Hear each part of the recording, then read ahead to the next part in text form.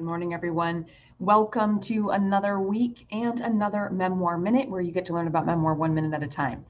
I'm Allie with The Right Place, Right Time, a memoir coach and ghostwriter, and I am here today to talk about tools in your toolbox when shit gets tough. Because here's the thing, when you're working on memoir, regardless of what kind of memoir or the experience that you are focusing on in your book, it brings up a lot of stuff because you're digging back into the past where you've already been and now writing a whole book on the traumatic or adverse life event that you've overcome.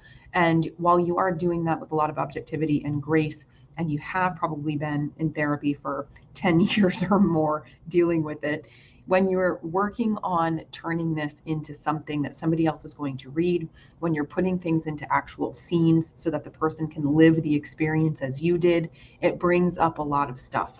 So you want some tools for your toolbox to help you when these moments happen, when these emotional triggers are there, when you're feeling the weight and the heaviness of remembering or revisiting things that were once very painful. So one thing that you can do is something I call the self-care sandwich, making sure that before you go to work on difficult parts of your memoir, you've done a little self-care before you sit down, and then when you're done writing, you do a little more self-care on the other side. You have to define self-care for yourself, whether that's a bubble bath or a walk outside or a chocolate bar, but those are things for you to think about. So self-care, a little bit of work, and then self-care on the other side. Another thing that you can do is something that I like to call write and flush, because it's a little bit less risky than a light and burn, where you actually light a piece of paper on fire.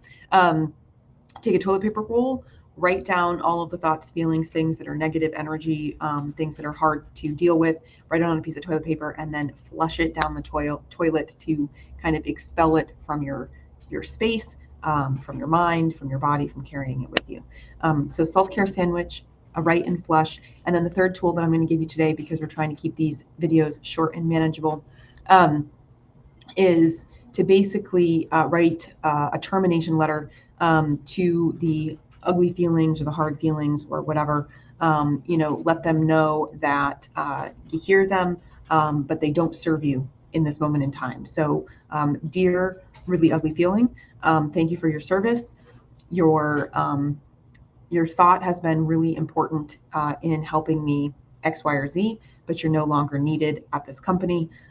Sincerely, and then sign your name. I know it seems really silly, but there is something kind of empowering about kind of sending off gracefully the things that you no longer want to hold.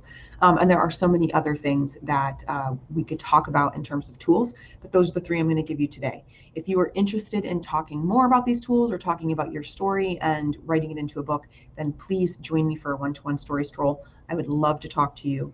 And unless I hear from you, I will see you next week.